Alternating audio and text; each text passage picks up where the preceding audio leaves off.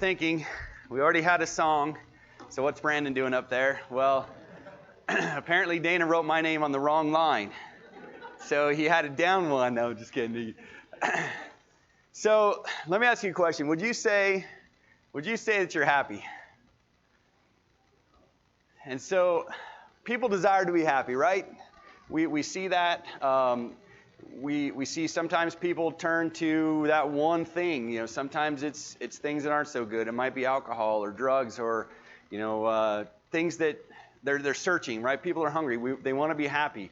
I saw a while ago there's this thing on social media that was there was 100 happy days, and apparently it was something to bring heightened awareness to people so that they could realize that they really were happy. I guess in essence, what they were supposed to do is take a picture of something each day, and that was supposed to be their reminder of what made them happy. And they noticed that, they were in a better mood, and they realized maybe how blessed they were, and a little more optimistic in the face of challenges. And I think really what it did is just brought a heightened awareness to what they were doing and not letting things get them down. Well, got me to thinking about this, and all right, what is happiness? Well, some synonyms are contentment, cheerful, lighthearted, pleased and satisfied, joy. Well, what is it that makes you happy?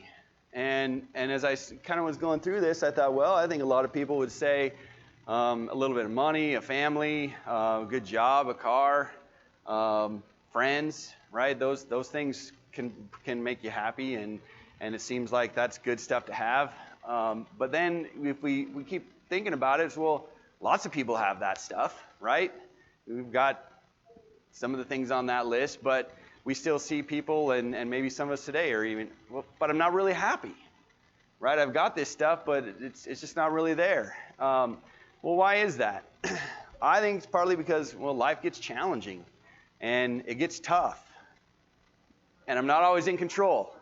Right? We can't control what other people do. We can't control what is going on in the world. We can't control all that stuff. And sometimes we let that stuff get to us. And that's frustrating. Hardship finds us, right? Life goes bump sometimes when we least expect it. And it leads to frustration, leads to us questioning and wondering, well, why is this happening to me? And sometimes people withdraw from friends and family, and they blame God. And I'm reminded of a quote that Mike Tyson, a former boxer, said, "Everybody has a plan until he gets punched in the mouth." and I think that's very true. We always think things are going good, we got things under control, and then all of a sudden we get a blindside shot right in the mouth, and all of a sudden we don't know what we're doing, and then we kind of go back to that stuff where we blame God, or we really question what's going on, and happiness isn't really there. So let's look at a couple things from a godly standpoint on happiness. So John 16:33 says, "These things I've spoken to you so that in me you may have peace. In the world you have tribulation, but take courage. I've overcome the world." Words that we can really take to heart and be happy about. Romans 8:35 through 39 says, "Who will separate us from the love of Christ? Will tribulation or distress, persecution or famine or nakedness or peril or sword? Just as it is written, for your sake we are being put to death. All day long we were considered as sheep to be slaughtered. But in all these things we are overwhelmingly conquered through him who loved us.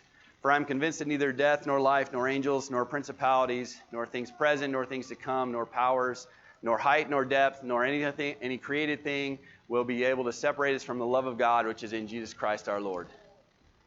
There's some true happiness there. So, got me to thinking too about the family we have here. And one of the things, these are some people that jumped out at me and said, you know what, those people are, Shelby Kreider is one of the guys that I think his next bad day might be his first. Now, maybe Mary may see something different, but you see Shelby's always got a smile on his face, and Diane Perkins and Tim Lay's always got a hug. He's just a guy that when I see him, I just think, man, he's happy. And Grandma, she's there. Now, Grandpa, I've seen a little fire there before. But when I thought about some of this, we don't know what's going on in everyone's lives. I know even from the people you see here, there's struggles that are going on in their lives, with pain and illness and things like that. And yet we still see a light shining, a smile on their face, and those kind of things. I just thought, that's a really, really neat thing that we can look toward as we're looking at our lives and what we're up against. So putting this in perspective, then, what does it really mean? Well, as you go through your day, remember that God has a plan, and you're in a given situation for a reason. Sometimes we don't always know it. It may take a long time before we ever really figure it out. But God's got a plan for us. James says, consider it pure joy when you face trials, knowing that the testing of your faith produces endurance. And always keep in mind that generally there's probably people going through a lot more worse stuff than we are, right? We're very blessed, and the things that we face on a daily basis probably aren't as bad as what our neighbor may be facing and things like that. We know that every day is a happy day. We don't need 100 days of happiness. When we're God's children, every day is a happy day for us, and I think that's very important to live by. So happiness is all in God's hands, and it's all in how we perceive our life and the challenges that we face. If you have a need, if you're struggling at all, come forward as we stand and sing, and let your request be made known. Or if you're not a child of God, then now's a great time to do that as we stand and sing.